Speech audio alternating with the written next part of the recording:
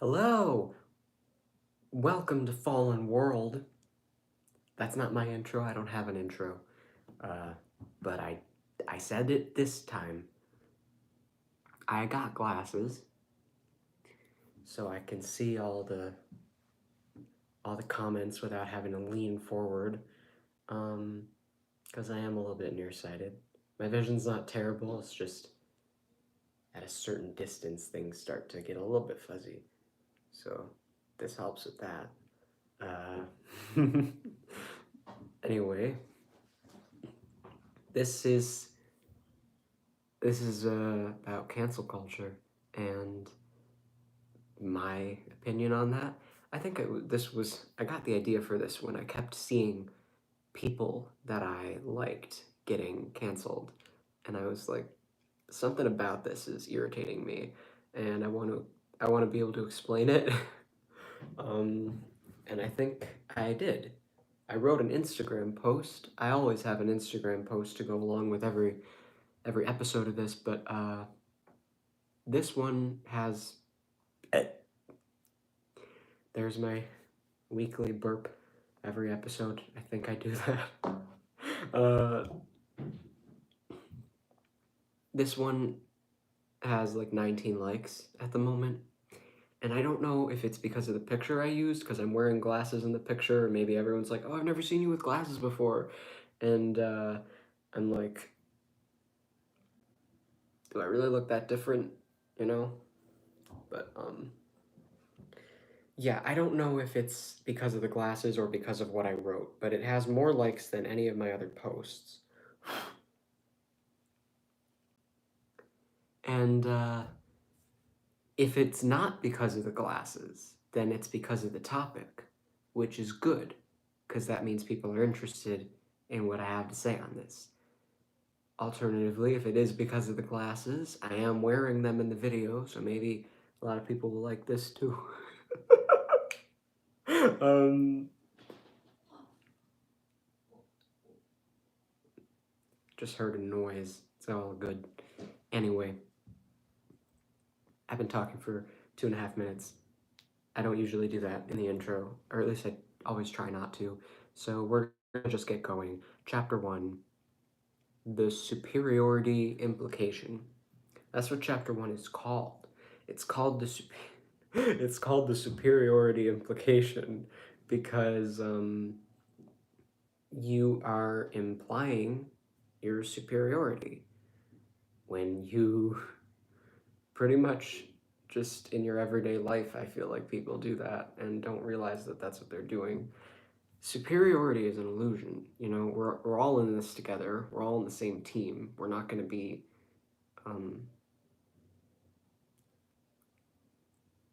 like I don't even know how to end that sentence because I don't know what people think we're going to be. I don't know how people could possibly imagine a reality where other people don't matter, where people are like disposable.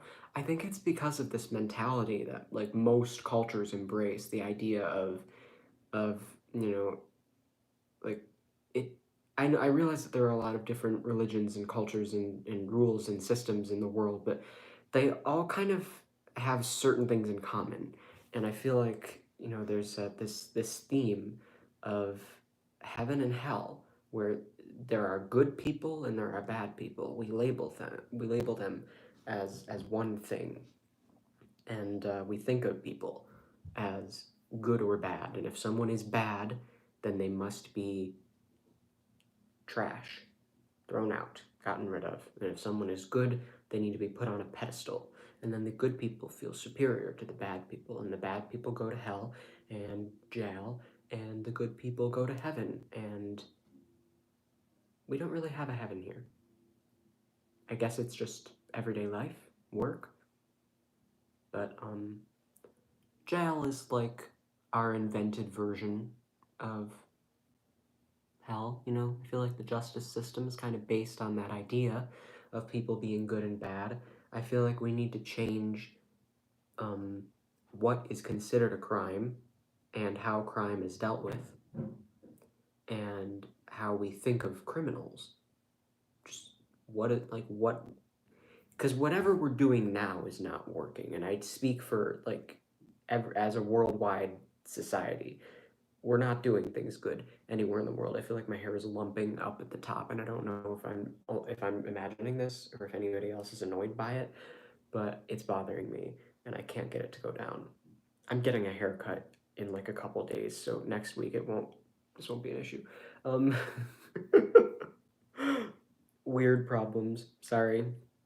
So it's impossible to judge somebody without implying your superiority. You can't look at someone and say, this person's doing it wrong, this person's a bad person, this person's a this person, a that person, or whatever it is. You can't look at someone and just go like this without immediately saying that you are superior to them, you're better than them. And where does that come from? Are you born better than them, or do you earn your place to be better than them? And if you can earn your place to be better than them, can't they just as easily do the same if they choose it, if they work for it? You know, why are people just one thing and then they're stuck that way forever? Once you're bad, you're always bad. Bad seed. Like, we never lose free will. We always can choose to go high instead of low. And that's never going to go away. And I don't know why people don't get that, because a lot of people just look at other people and think, well, you're doing something that I would never do, and therefore you must be bad because I'm better than you.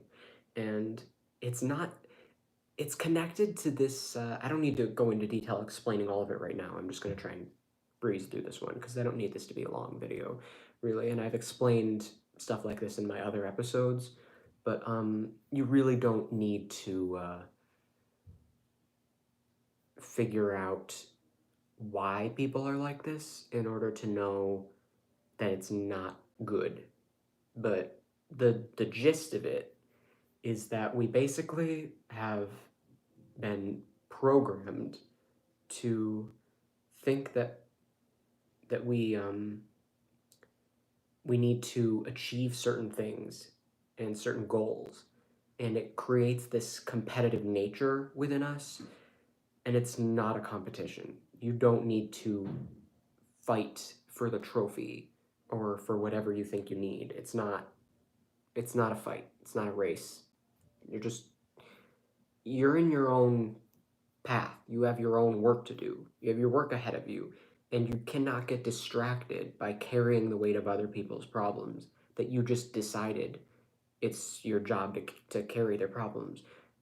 Stop with the superiority complex. You are not a savior. You're not going to be helping everyone with their problems, because that's not even helping them. That's just enabling them. That's telling them that you're just going to give them whatever they ask for, or worse, whatever you think they need, which isn't going to help either, because you're not really listening to what they might authentically need. What they might need is for you to just leave them alone and let them take the consequences of whatever they've done, instead of having someone constantly trying to help them that they can lean on, whether you're doing what they want or what you think they need. You know, you really got to stop saying, I know what they need, and just stop and ask, what does this person actually need? What really is the best and most loving thing I can do in this situation? Just ask the universe, just put the question out there, and you'll feel it. You'll get the answer, and then just do it. You don't have to overthink it. It's not good to overthink. I am a little bit of a chronic overthinker, so I get it. So the other overthinkers out there, it's okay, but just uh,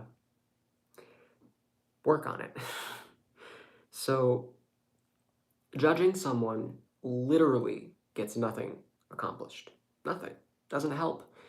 What give me an example of a time that you looked at someone and had a judgmental thought, or a time that you looked at someone and labeled them as good or bad, or as a certain type of person, and tell me what good came of it. Tell me what was accomplished.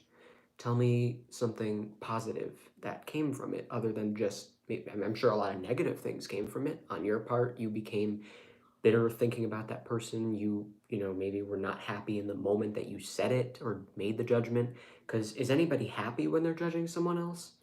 There's always this feeling of anger for some reason. If you really are superior, what are you so nervous about? Why are you angry? But I can't picture someone being judgmental and happy at the same time.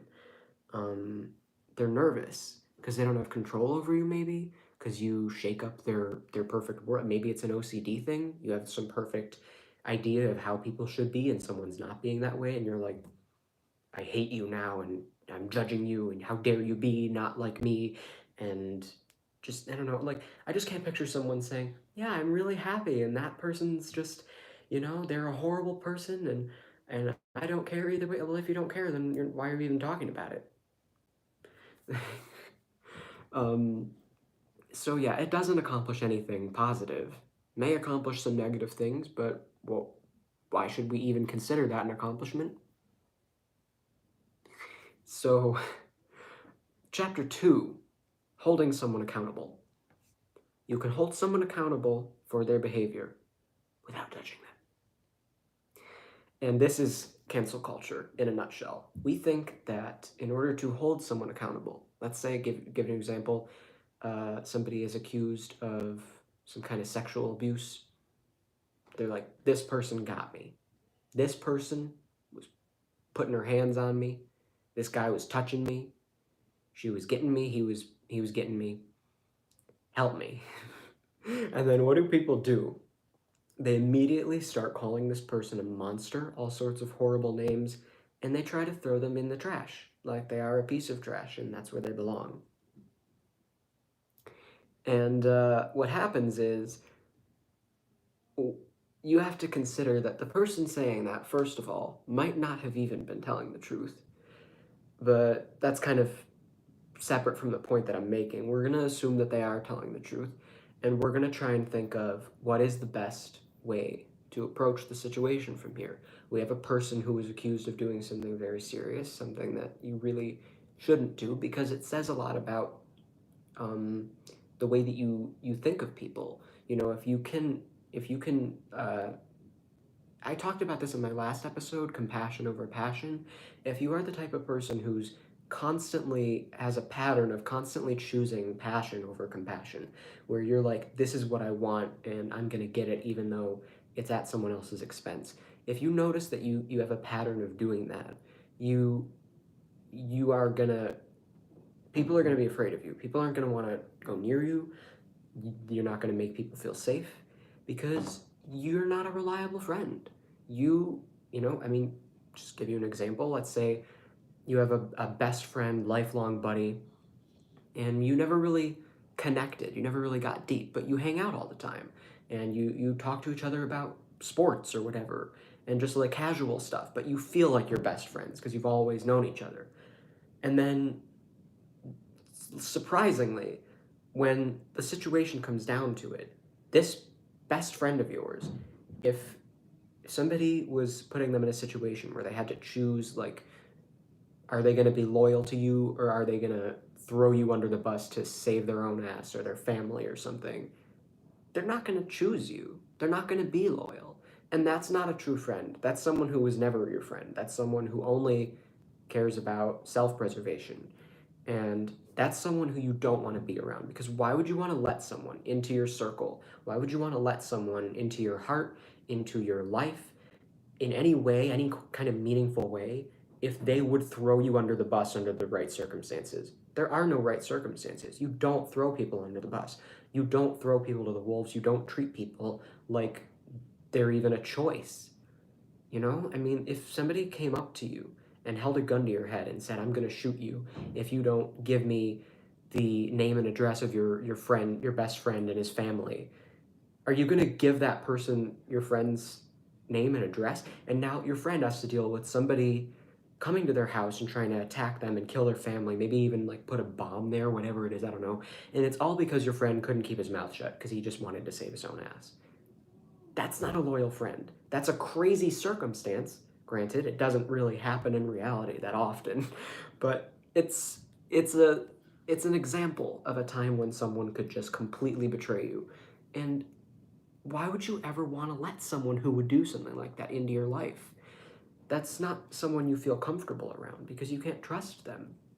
And you you would be better off just being by yourself than having someone like that near you and in your circle.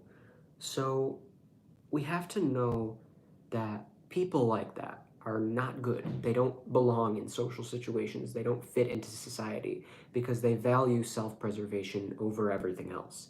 And they don't know how to make decisions from a place of integrity, from a place of positivity and faith and love. They know how to make decisions from a place of control and fear and ego, but that's it. They've got the wrong values, and that's going to hurt you. That's going to hurt other people. So they don't fit in society. So we figured this out. Long time ago, we figured this out, and we said, well, we need to remove people who prove themselves to be like this from society. But that's not how we think of it. We don't think of it as removing people who are like this from society. Excuse me. We think of it as removing someone who does something from society. You murder someone, so remove you. Get rid of this person. You steal, you do this. All these things that we do that are coming from a place of selfishness, and we know that it's not good. But we only do it for certain things. Like little things like if someone is a bigot, if someone is constantly bullying people for being a different race or gender or sexuality. A straight white man who hates women or hates uh, anybody who's not straight or cisgender, or who hates different people, different races. Like, this is a type of person. There are people like this all over the world, and a lot in America, and we just allow them to exist. Like, they're open about it. They make no secret of it. They're like, yeah, this is just who I am. And even if they openly act like that in a public setting, in a courtroom, they can't get arrested for it because it's not illegal to be racist. It's illegal to illegal. It's illegal to like commit a hate crime, to murder someone for something like that. It's illegal to act on it, but to simply be that way is not illegal in and of itself. And that seems inconsistent. It demonstrates that we don't really have an understanding of why we're locking anyone away to begin with. Because if we're only locking people away when they do something, it shows that it's not, it shows that, well, why even bother locking them up because they already did it? You're only locking them up because you think they might do it again, which kind of goes on to imply that you can lock people up because you think they're going to do something that they might not do. Like, why, just because somebody killed somebody, does it mean that they're going to do it again? And this is the thing. We may know that this person hasn't committed a crime, but they are indirectly contributing to a lot of horrible things. People feeling like they don't belong in the world because of them, people maybe committing suicide. And it's not a single thing. It's not one person says something and then it drives somebody to kill themselves. It's a matter of where you stand, because there are two voices. There is the voice of the marginalized, and then there's the powerful, more loud voice of the people who've just been stepping on them and pushing them into a corner. And if you are choosing to stand with the other voice, you are contributing to the suffering of the marginalized. And they are killing themselves and feeling like they don't belong and going through all sorts of horrible things. And if you are not helping them and standing with them, then you might as well be killing them.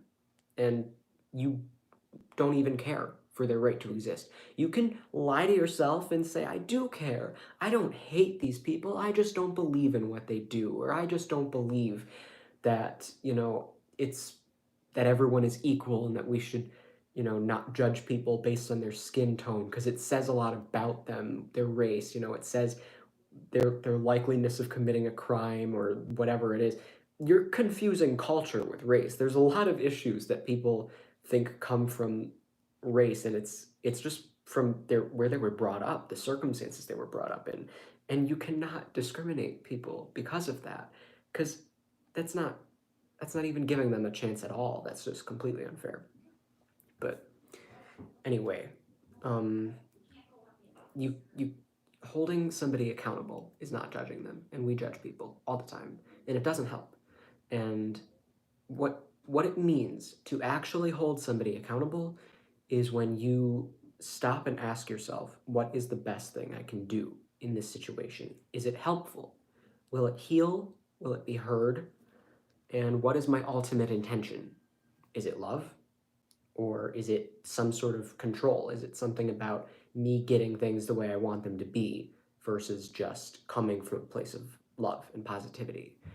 And if you really just stop and ask yourself those questions, that's all you have to do. You'll get your answer. And you also have to listen to the answer. I don't know, you might not always like it. You might be like, yeah, but I don't want to just do nothing, or I don't want to just do this, or whatever it is. It's different in every circumstance. You have to take it on a case by case basis, but you have to listen to the answer because you'll feel it inside of you. Um, but I'm still on chapter 2. I think I'm gonna just try and make sure I read everything here. We never lose the ability to change and make better decisions. Letting others' problems bother you is inappropriate. Mind your business. For real, stay in your lane. Um, People are never going to lose the ability to change, no matter what. We'll always have the choice to go high or low. And if you fill up your mind with the problems that other people have going on, this person did this person that I used to like was accused of this, and now I don't like them anymore, and I'm going to talk about them all the time and be bothered by it. I'm going to just get obsessed with the news. It's okay to keep up with current events and news, but don't make it a hobby. You have to be careful not to get super like crowded in your brain, because you have to respect your energy and know that if you're filling it up with negativity, you're gonna just feel negative a lot. Um, so hold a balance with that. It's okay to watch the news, just don't do it excessively and obsessively. Don't let other people's problems into your head. Just there's a time and a place for everything. But chapter 3 is called Becoming Disposable. And the 3 things I have written here are: we need to focus on how we can lift each other up and spread positivity. I don't see any of that going on when people cancel someone. I'm going to use an example of Sia because she just put out a movie and everyone is calling her an ableist. And the movie is I feel like it's hard to watch the movie and not just immediately see all the problems that could come with it. Like the worst thing you could say about Sia though is that she's maybe tone deaf. But I mean, the movie is just it's about an autistic girl, and it doesn't really do much for the autistic community. It doesn't do much for any kind of disabled community, and and I'm thinking of doing a video on disabilities because that's like a whole topic. Um, and maybe this would be like a good segue into that. Maybe it'll be next week. But it's the movie kind of, I feel like the message you should be spreading is more about empathy and communication. And they kind of treated the girl like a dog, like a pet the whole movie. And she was really fine, like on her own even.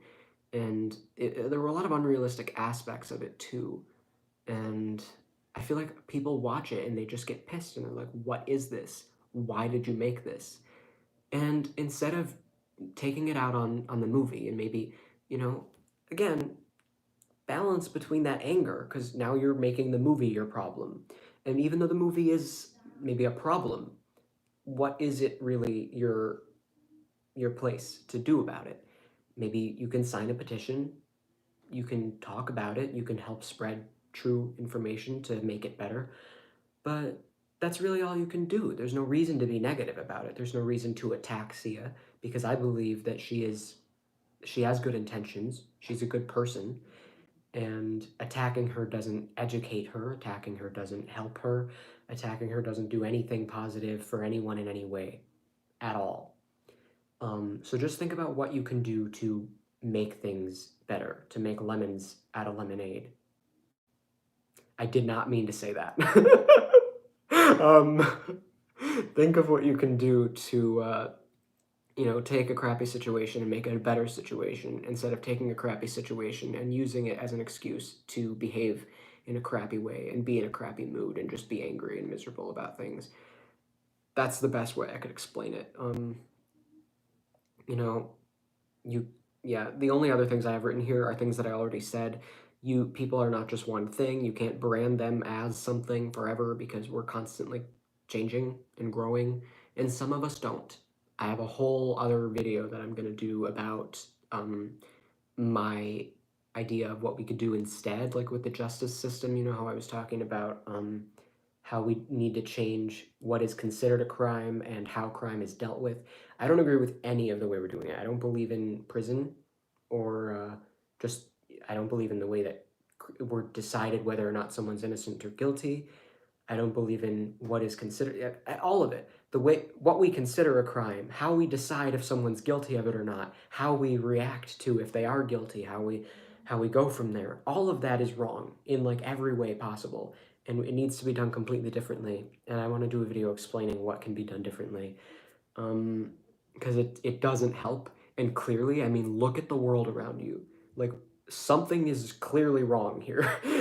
what what are you not seeing that clearly this is not working? What we're doing is not working. And we also, I might do the education system in the same video because that's kind of part of it. Like, a big reason that there are so many criminals and, bad behavior that needs to be dealt with is because people are not educated. People don't understand a lot of the stuff that I talk about in my videos because this is not stuff that they will teach you in school.